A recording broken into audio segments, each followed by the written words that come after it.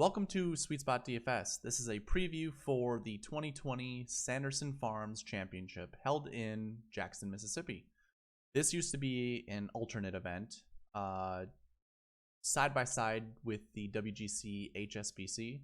If you remember that, that tournament's coming up, but it was held since 2014 as the alternate to the WGC event. So it gained enough popularity, and there are enough weeks now that the PGA can insert this as a normal tournament. So good for Jackson. That's awesome.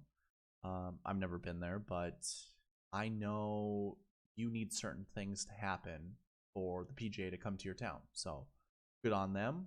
Obviously, popular enough to have a tournament, to host a tournament. So that's awesome. Let's get into the course information. It's being played at the Country Club of Jackson. It's a par 72, 7,400 yards. Just your traditional par 72 golf course. So there's four par 5s, 4 par 3s. Everything's traditional. The par 5s are actually pretty long. So it's really easy to think about, trying to roster bombers over like more accuracy type players. In last year, I would say that would play, that'd be a very fair statement, because Cameron Champ won the tournament, and he is the longest golfer on tour.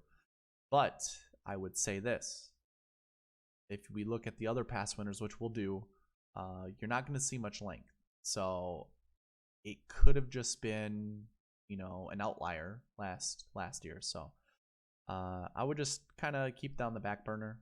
I don't think it's a bad thing to think about to go over, but for the most part, I wouldn't put most of your focus on when making lineups. Again, it's in Jackson, Mississippi. Grass type is Bermuda. The architect, there wasn't much information on the architect. It said that John Fott redesigned it, and it had a Tom Fazio. I think it was Tom Fazio. Inspiration. Let me pull it up. Actually, I'm almost positive. I want to give you guys the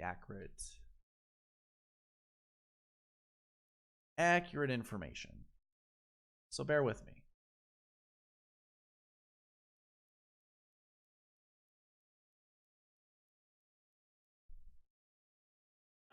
I don't think it really matters that much whether or not it's a Tom Fazio or not. Oh, sorry, I was wrong. It was a Donald Ross. So if you guys have data that, or if you pull up like the Rocket Mortgage Classic and find golfers that way, I don't have any of that correlation here, but Donald Ross was the architect of that golf course. Same with the Wyndham Championship. So definitely things that you can try to correlate with, and I think those aren't bad things to do. So thank you for sticking by and waiting through that whole process there.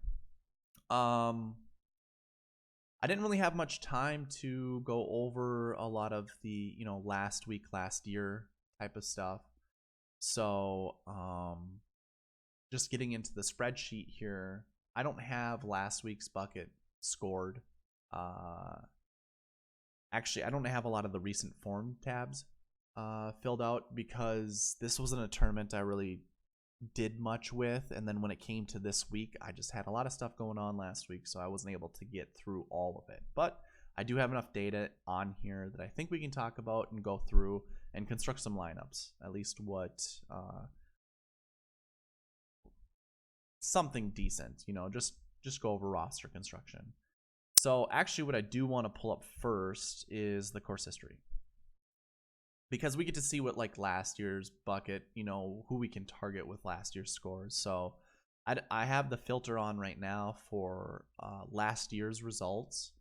So what I just want to pay attention to is right in here. So first place through, it's 13th place, but it's top 7, and just see what here the results the year before, because this would be the last year bucket. Like, this is what I record, and then based off of how many finishes fall under a certain range, that's where I would give a last year bucket score.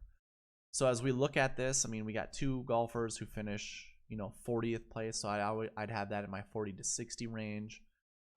We have one less than 20, so that's your top 20. We have 2 missed cuts. So missed cuts is definitely something to look at, and then one just regular 65. But the big thing that you guys should pay attention to is the fact so many golfers finished inside the top 7 who did not play the year before. And in fact, most of them, except for right here and here, didn't play at all. So they were completely brand new to the tournament. And I think we're going to see that as we go through. Obviously, we only have stats that go through 2014. But okay, maybe not as much as last year, or the year in front of that. But again, you have the majority of golfers who finished. We could use this as your top 10. I don't like doing anything that goes over 15. Really, I don't like anything that goes over 13. So I don't want to include this if this goes over 13 golfers. So I'll just keep this right here, and we go with the top 9. And in the top 9, the majority of golfers did not play the year before. And 2 of those golfers just had no experience whatsoever. So again, 2 rookies, keep that in mind. 2 other golfers who didn't play the year before. So that, 4. The tournament ahead of that, and I'm sorry, I'm doing this in an odd order where it's weird to talk about because it's not going back, it's going forward. But there you go. You have 7 golfers who didn't play the year before. So we go to 2017. Again, you're going to see the same thing. Here are some rookies. So, I would be targeting rookies and up-and-coming rookies at this tournament. Now, again, these were alternate events, and if we were to actually look at the entire roster that played year to year, we're going to see the field wasn't very strong. It was probably a lot of web.com, or, sorry, now it's the Korn Ferry. A lot of the minor league golf tours, these golfers playing at this event because they didn't qualify for the WGC. So that's something to think about. But again, this is now the second event of the year. It used to be tied with the HSBC as the 4th event of the year. We'll check. Yeah. Yep, it would be tied with the 4th event of the year. So, with it being the new season, again, if you remember last week's video with the Greenbrier, we didn't know. We didn't know what was going to happen because there was 2 weeks off prior to that tournament. There was no competitive play by any of those golfers, at least not from a PGA standpoint. So again, I'm not sure what to really make of the beginning of the year. Some of these golfers are coming here for the first time. Plus, now we have kind of a higher pedigree of players coming here. And I say that with Brent Snedeker really being the only person I can think of that's a higher pedigree. But again, 2015, if we go back to this, if you look at it, a lot of golfers who did not play, missed cuts. I don't know if you were counting the missed cuts. Obviously, there weren't many here. There were none. None here. So it's kind of, random. Maybe that 30 range. That looks pretty inviting. I say that and then you don't find some. So it's all over the place, but definitely golfers who did not play the year before. So I went ahead and added that to the spreadsheet, the DK spreadsheet that some of you guys are familiar with. And those are our 1 ranked buckets. And then I put 2, I think, for 20 and under. 3 is miscut, and then 4, 20 to 40. 5, 40 to 60. And then usually the purgatory range is that 60 to 80 finish the week before or the year before, and that usually is always 6 for both buckets. So that's how I went ahead and scored the DK page. So you'll see that here. How about this? Let's go into the tee times. Let's look at some golfers, some groupings that we like. I didn't put a filter on this. Let's go ahead and do that. Just to see if we can just start out with, some lineups that we like. So let's go starting hole. Let's do that, and then starting. No. Okay, so This actually, I don't mind this group whatsoever. I like Jamie Love Mark. He missed the cut last week, but I don't know. He had an injury. I think he's going to come back. I think he's going to prove to be better. I'm just going to go ahead and mark these as golfers I like.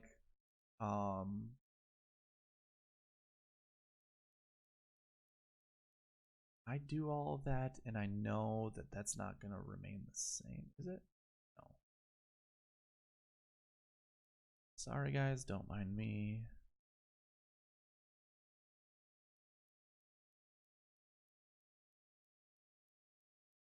There we go. Okay. So yeah, like this group. Don't care for this one. I like Grillo this week. A lot of people don't. I'm not gonna be a fan of Tim Herron. I mean, he's a Minnesota native, but for some of you guys probably don't even know, I'm from Minnesota, so I know, like, I'm not gonna play favorites just because he's from Minnesota. But he's 50 some years old. I don't think if he makes the cut, it's gonna be no better than say 20 to 40th. So I'm not gonna play any of him. Cam Smith actually had a pretty decent showing.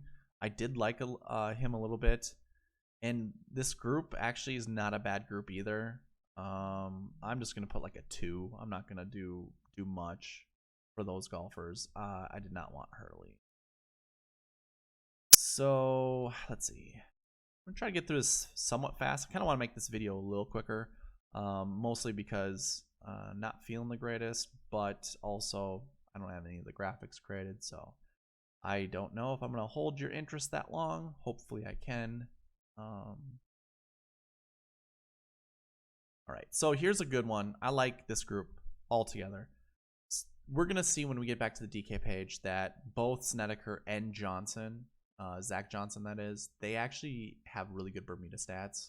So we're here at a Bermuda golf course, and it's a true Bermuda golf course. So I do like him, or like that group. I see a dynamite group right away. I'm gonna skip over this one because I don't really care for it. But you've got last week's champ, which I think he's gonna do fine. I mean, he has media obligations for winning last week, but I think he's gonna be fine. And Dylan Fratelli is kind of a world-class golfer, and so is Siwoo Kim. And we all know Siwoo for being a volatile golfer. He's either first or last.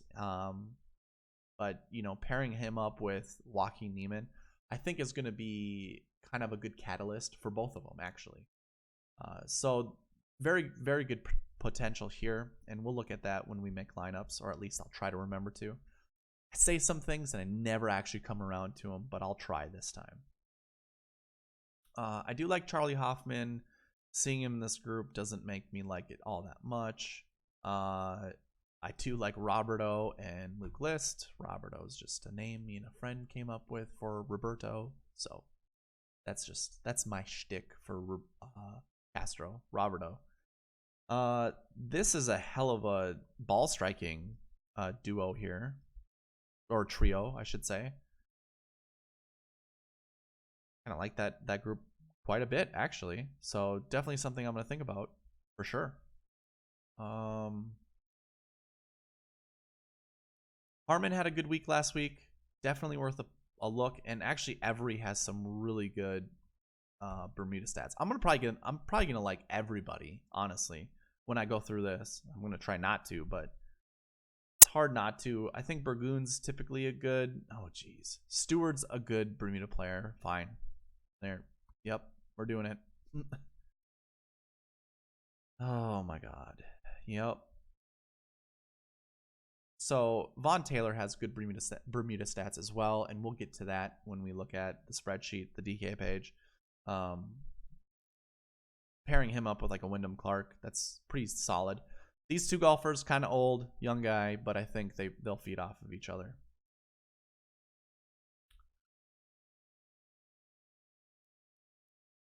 This is an interesting lineup or group. Only because Steven Yeager, 2 years ago when he was on the Web.com tour, was hot fire. Like, he would shoot low 60s. He even joined the 59 club. Since joining the tour, hasn't been the greatest. Pair him up with Kramer Hickok, who is an up and coming, hard to say, it's hard not to say web.com tour player, but a Corn Ferry tour player. I think, and I apologize, I don't really know who Tyler McCumber is, but if these are all young kids, they probably have a good potential to score low. I'm just gonna avoid it right now.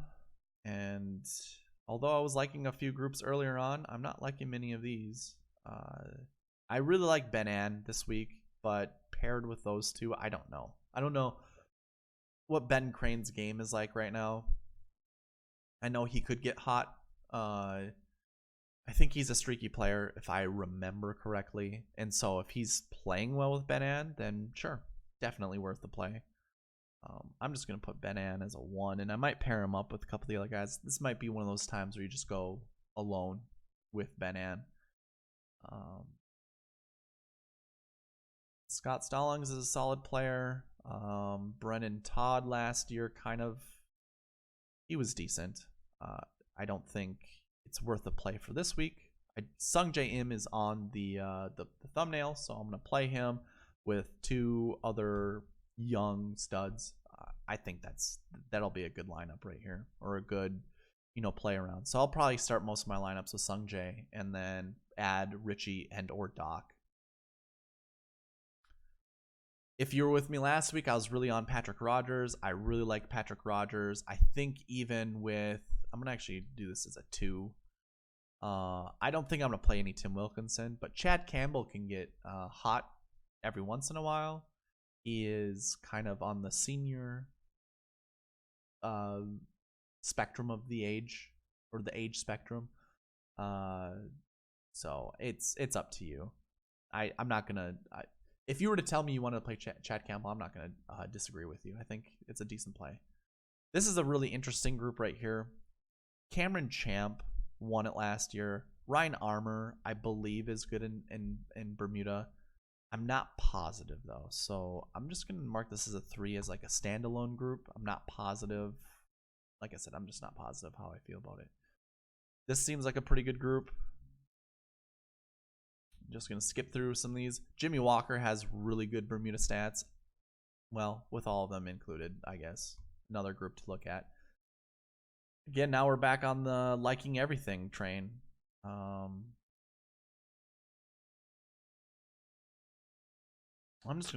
gonna go through these really quick, just because I don't want to waste your guys' time.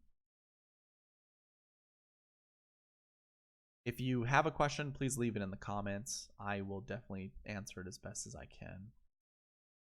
This is kind of an interesting group. I really like Scheffler. I'm not sure how he's going to fare on a Bermuda golf course. Hagee used to be a guy super volatile. Like he was somebody definitely to watch. He has talent. Let's just put it that way. He's a tall, skinny dude who hits the ball super far. Other than that, I really don't know how his game is. That's just what I remember him as, or how he used to play.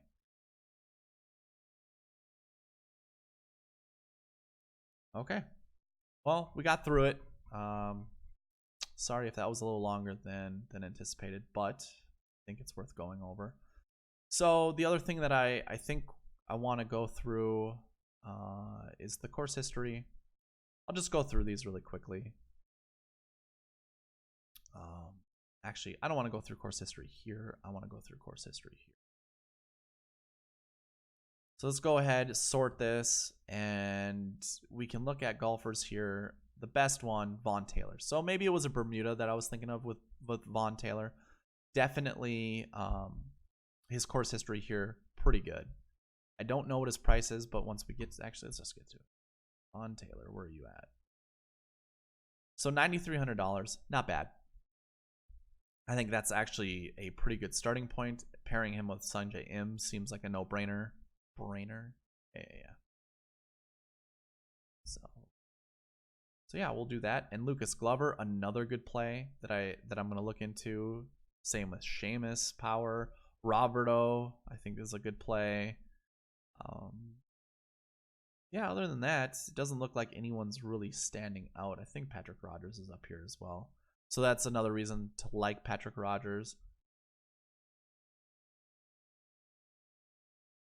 Let's go ahead and get into these other things. I'm not going to go over recent form or last year or last week. We're just going to go straight into the Bermuda stats because, again, if you watch these shows, you know I am more into grass stats than I am swing stats. So let's go ahead and look at the overall Bermuda. We can see these events here. You know, obviously the lower amount of events I actually rank lower. That's why you see dark red next to them. For all obvious reasons. You know, they don't have much experience under their belt, and I'm not going to give them the credit for their 29th place. You know, the only event that's going towards their overall Bermuda average and their 2019 Bermuda average. But coming down here right away, you see Austin Cook kind of struggled last year, but overall he has really good Bermuda stats, and he played pretty well last week.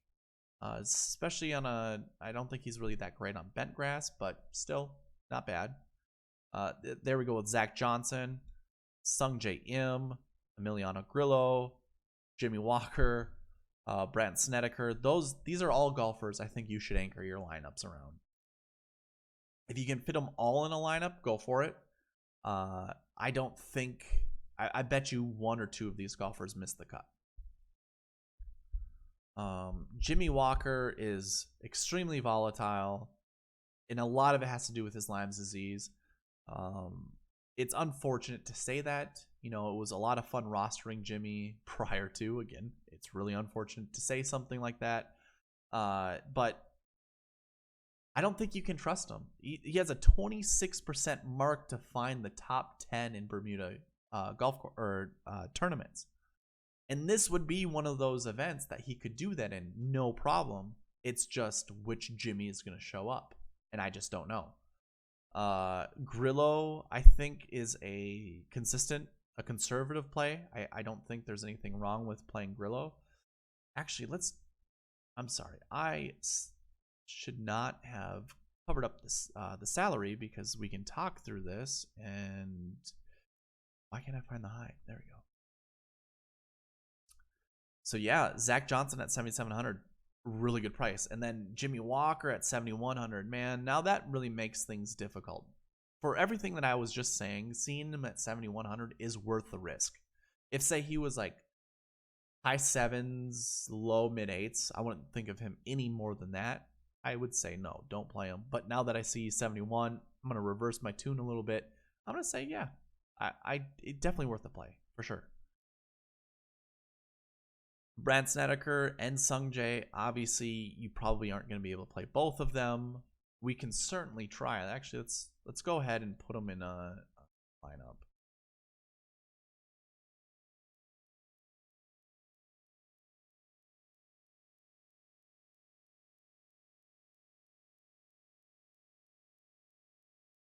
So it leaves you with 7,200, and heck, you could put Jimmy in there and Zach Johnson.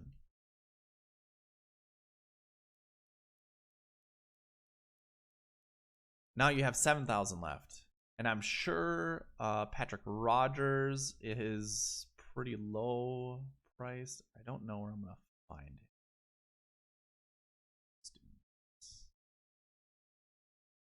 Not the greatest Bermuda, but I'm gonna take so he's 7,100. Darn. So he went up in price. Let's see. Should I just grab somebody that's up at the top here that has good Bermuda, that's under 69 and under? Braden Thornberry, I believe that's because of a good Zurich Classic, that 25%. I would not look at that as confidence whatsoever. Sure, let's go with David Hearn. And I actually like that. So we have 3 dark greens, a light green, and 2 yellows.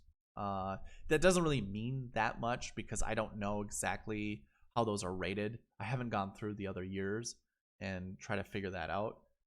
But yeah, it's interesting that you can make that lineup, and I kind of like that lineup. I'll definitely keep that there. What were the golfers that we were talking about that were paired up together? So I think I wanted to see who was with Ann, right? No, I didn't. Sungjae. So Sungjae with Werenski and Redmond. Can you guys remember that? So we'll go here.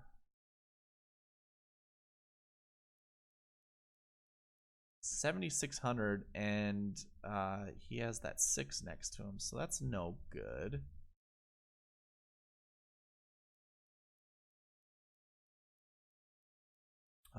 And the other one was who? Man, I kind of have a mush brain. Doc Redmond. Okay. $7,200. Pretty decent price.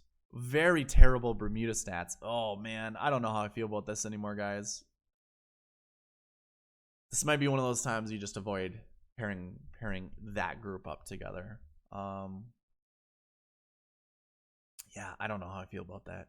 Let's go ahead and just go back to the spreadsheet and see if we can get onto some other key stats or statistics.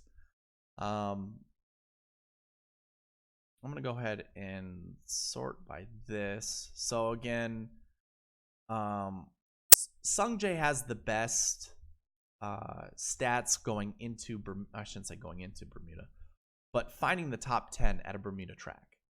Now 10-5, that is a high cost, and I wouldn't say it's much of a risk because he's a good golfer and in this field he should do well, but I think 10-5 is a risky price for if he doesn't finish top 10, then it's, then it doesn't look good. On the other hand, Jimmy Walker, for everything that I said earlier about him, 7,100 at that clip is a no-brainer. I think you just play him. You slam him in, you play him as much as you can. And again, okay, so Thornberry, I'm going to just exclude that. If you take out that one performance where he finished 4th at the Zurich Classic, that goes to 0%. This goes to 60 maybe, because last year 85 was his average, and that's a cut. That means he was cut in every event, unless there was unless you played in 3 events where my withdraw equals 90, and then you get an 80th place. So I don't think that's what happened, but yeah, not good for Braden. I would not take this to heart. Sam Burns is actually a pretty decent play.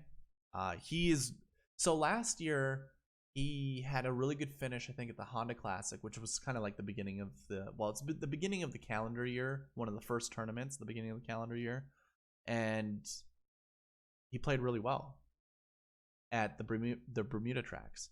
I don't know what happened towards the end of the year, but I think he's worth the play, especially $7,700. He can fill a lot of lineups.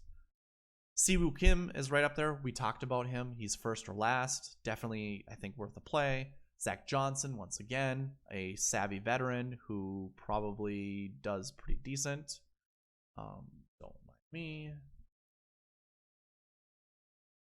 A runny nose. Jamie Lovemark, again. So last week I really liked him and I really wanted him to do well. He missed the cut, but seeing this with the Bermuda stats, I might play him again. Looking at that last lineup we created with Patrick Rogers in there, we needed to find someone $6,900 or cheaper. In fact, I'll just show you. So if we went here and just did this, I'm okay with leaving $600 on the table. And this is what I like about creating these lineups with spreadsheets, is seeing how much is left. And I could replace this guy with anybody. If these 5 golfers are golfers I really like, I should continue to play them. Just, basically drag and fill. That's what that is. And then these guys can be whoever, if I like these 5. And so that's basically what I'm trying to say to you guys. If you like a core, go ahead and play them. And then in this one, randomize it. And who cares how much money you leave on the table? Because it's who you like. These prices aren't something that DraftKings was like, well, we already know the outcome. It's up to those guys to figure out which combination of players that is close to 50,000 that we're gonna make winners. That's not how it goes. It's just their best guess based off of odds and course history and stuff like that. So they're not always right. Last week, the optimal lineup was 46,000. If you can think of players who are so badly priced, like if you go through and if we went by salary here and we go through here and we like a player like, say, Zach Johnson, $7,700. If this was, 2 years ago, 3 years ago, he'd be $10,000. He is so severely underpriced. So boom, he's one of them. So you go with Zach Johnson at 7,700, and then I really like Kevin Streelman. He's way better than Scotty Scheffler. Why is Scheffler above Streelman? And then say we liked Vaughn Taylor. Vaughn Taylor being the best course history here, definitely worth a play. So you go with him. Come down here and let's say, Jimmy Walker, of course. So now we have 4 golfers. And again, I like Patrick Rogers. So now I'm at 39,100. If I put Luke List in there, that's 4,700. If I were to put Kyle Stanley in there, it's going to be the same thing. So it's $47,200. Quite literally, those 6 golfers I just highlighted, quite easily, they could easily be the winning lineup. It's just your intuition, your foresight. Who do you think is the best play? These guys that are high priced, that doesn't mean they're the best golfer. I'm going to argue and say Sung Jae is the best golfer in this field because of his Bermuda stats. He has played this golf course. He missed the cut last year. I think that plays into his favor. I think that's good. Lucas Glover and Ben An would be close seconds and thirds. And of course, Brent Snedeker also. Like this core here, it's going to be hard not playing them. And they're obviously priced this high because of their successes on Bermuda-like golf courses. So I don't, and of course, they're high in the world ranking as well. I'm going to choose Sung Jae, and I don't know how many lineups I'm going to create, but I'm sure I'm going to, toggle between those 4 players, and I might put them on a single lineup together. Not all of them, but, go throughout the lineups, pair Brandt with Lucas Glover, with Ben An, and Sung Jae with Lucas and Ben An, Lucas with Sung Jae and Brandt, and, you know how it goes. I might do that. But, like I said earlier, you could go, with that lineup I had of 6 golfers that equaled 47,000. I think that's a good way to do it too. This is another newish tournament, definitely for the PGA Tour season, with new faces that haven't golfed this tournament before, and then some old ones that have, like Vaughn Taylor. So, I guess long story short, it's okay to leave money on the table. You think outside the box. Now the winning lineup for the $1 GPP I was in last week was the max that you could have, so 50,000. Now I say leave money on the table. Everyone says leave money on the table, but you don't have to.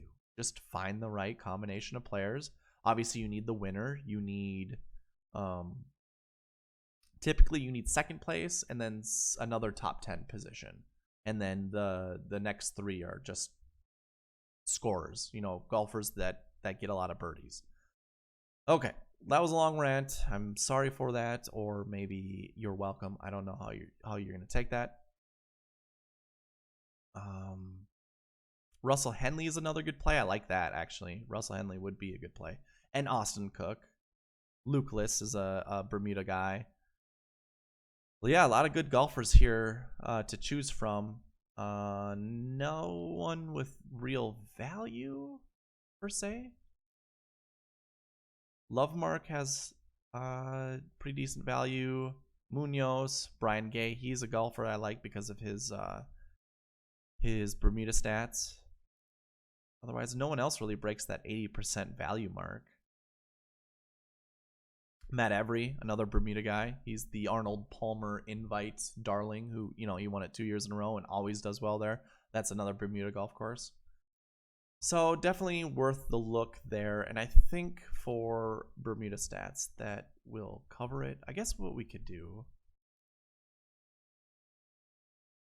I don't want to hide salary. We can look at the 2019 Bermuda. So there you go. Every up top. That's really good to see. He's only 6,400. He'll be on a lot of my lineups, definitely. Lucas Glover up there. Ben Ann, of course. Corey Connors is a good play. Ryan Armour's a good play. I thought he was better with Bermuda than what I see there, but still a good play. There's Grillo, definitely good. Brandt and Sungjae, and then there's Brian Stewart, who I was talking about briefly, and Aaron Wise. So definitely worth the play there. A lot of those golfers. Let's go ahead and look at the stats. I don't really care about this.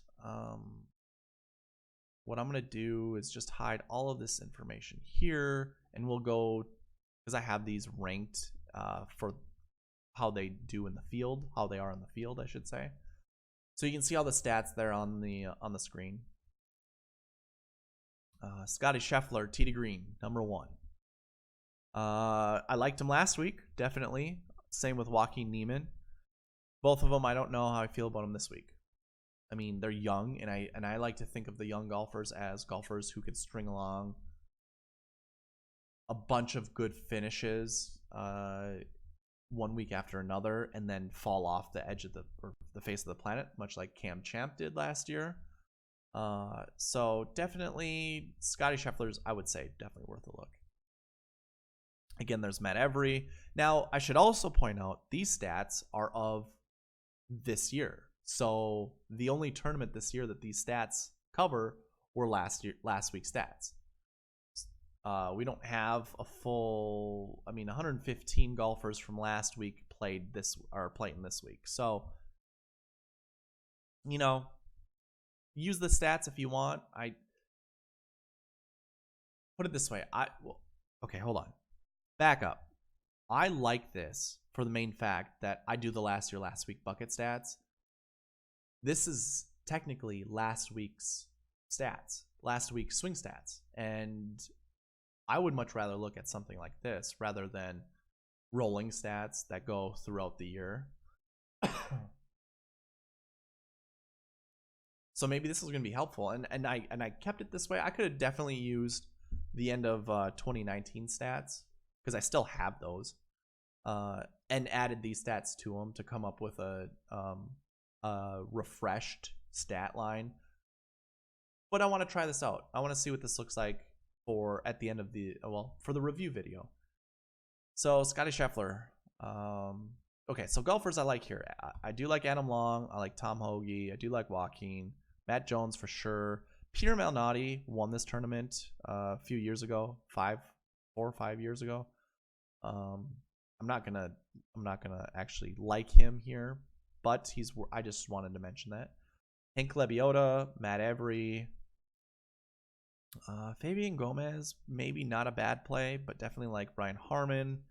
There's Doc Redman, and Mark Hubbard used to be a good player, a cheap player that I used to play, like during the Genesis Open and stuff like that, and he provided a lot of value. So I might play a little bit of him just for, I wouldn't say keepsake value, but namesake value. And Harris English, definitely those golfers I like quite a bit. I don't think off the tee is really going to matter this week. I could be wrong on that, but I would just kind of go with the same players that I liked before. There's Sam Burns. This is kind of concerning. So off the tee is good, but the rest of his stats are kind of awful. I'm going to stay away from Sam Burns now that I look at it. And again, this is last week's stats, so it is very recent. This is kind of his recent form. I'll stay away from Sam Burns. Grayson, not so bad. I think when I look at this off the tee stat, I want to make sure that they have a decent tee to green stat. So there you go. These golfers. Harry Higgs was somebody I heard somebody. Well, he's somebody I heard somebody. Okay, that's nice. He's been talked up, and I don't know anything of him, but he showed up last week, and it's worth mentioning. So he might be a player to play for sure. Doc Redman. There we go. Another reason for me to play Doc Redman. So I think I will. And Kevin Streelman, you know, of course, gotta mention that since I did in the well, earlier in the video. This is weird. Ted Potter, tee to green with approach. That's actually pretty solid. These actually might be the best to go with. Holy moly, I didn't even think about that. Every, Munoz, even Armour. Huh. I like that. With Redmond, that's pretty solid. English even. Man, there's a lot of good players here with their approach and tee to green. I like that. I think that's a really dynamite combo using tee to green and approach. Although I don't like the swing stats, I think that's a way to do it for sure.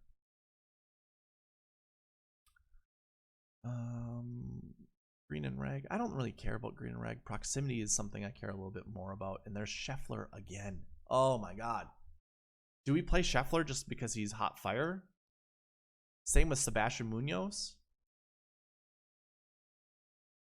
Those three golfers might need to be on. I'm going to put them on a line.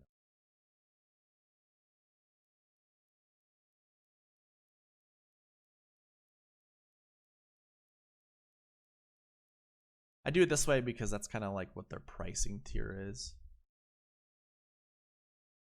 There. I don't know if these dark reds are going to matter that much, but this is just to remind me that, hey, those three golfers together are very good for proximity. Streelman once again. Yeah, I mean, okay, so Jimmy Walker. Wow, he was first in approach. Why didn't I see that before? Usually he's really good at putting, and for whatever reason, he's fallen off the face of the edge of the planet. Face of what am I trying to say with face? I don't get it. I might play a lot of Jimmy Walker now that I'm going through all this, and definitely a lot of Doc Redman. I do like Doc Redman. So I think that's where I'm going to stop the video. I don't think birdie or better is really going to matter that much, but it's worth noting that these golfers here did finish pretty decent last week. Should have put their well, here. There you go. They were all top 20. The top 4 were actually top 10. You had the first place and second place guy, and then 2/3. So anyways, that was birdie or better. And obviously, right, because they played that well, they're at the top of the leaderboard. Makes sense, right? But maybe Bazzelli here getting a 47th last week, but being in the top birdie or better. Same with Matt. Oh, I like that now. Ooh. That is juicy. I like that a lot. Finding these golfers who were good at birdie or better, but then missed the cut or just didn't finish the greatest. Okay, definitely worth looking at. I don't know. I don't really have anything else for you guys. I would love to construct more lineups, but I'm just gonna leave it at this. Get the video out a little bit earlier. I mean, it's 3 hours earlier than last week, and it provides me a little bit of time to create the lineups and then get to bed. So that'd be awesome. Try to fight this cold. Yeah, I'm gonna continue to work on the graphics, the videos. I kind of want to change up the layout so it looks a little bit better, maybe a little flashier. I'm going to try to work with the green screen also, so if you see something different next week, oh my god, darn it, one thing I missed, the Greenbrier up there. I will probably change that now that I see it, and you may not even get to this part of the video, but I think I'm going to cover that up in the YouTube editor. All right. Well, that's it, guys. Thank you for watching. Please leave a like if you liked the video. Comment, subscribe, all that good stuff. And good luck this week. I'll see you on the review.